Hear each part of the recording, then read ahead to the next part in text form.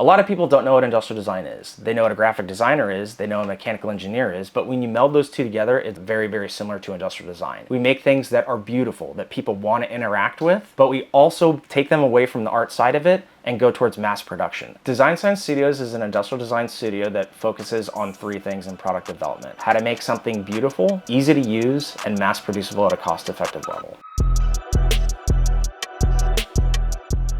We've been in business for about 10 years. I personally have 18 to 20 years of experience. We've done a lot in the consumer electronics industry for telecom and broadband communications, facilities like Viasat and Spectrum and places like that. We've done broadband modems and Wi-Fi gateways. We've done exercise equipment from resistance bands that contain electronics and Bluetooth devices that send metrics to your phone. We've done a lot of military and self-defense things, from flak jackets to training weapons to sights and things of that nature. A lot of cut and sew stuff, very big on kids' toys, healthcare, and pets and animals. But we work in a plethora of industries, which kind of sets us apart from other people, where they focus on one or two things. It's all about the thought process behind the product. So a lot of people, or a lot of industrial design consultancies that focus on one industry, say automotive design or injection molding plastic housings, they're very, very specific in what they do, and they're very honed in, and they a lot of times don't see outside of the box. Because we're not honed in on one specific industry and we've worked in so many, we're able to think outside of the box and think a little bit differently than other people in this industry might be developing the product. I really wanted to work on tangible products, things that I could hold, handheld items that I could go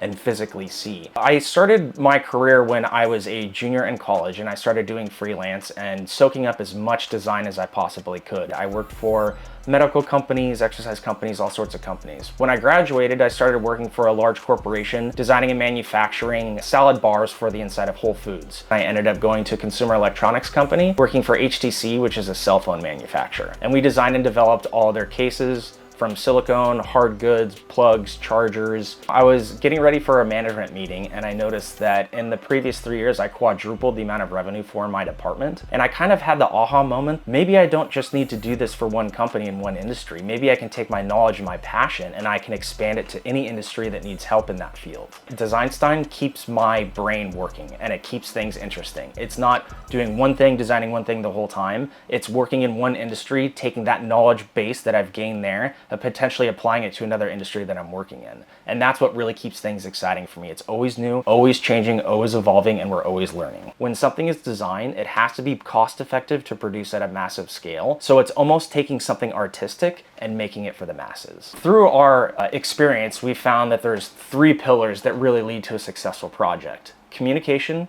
constructive criticism, and being an expert in your industry.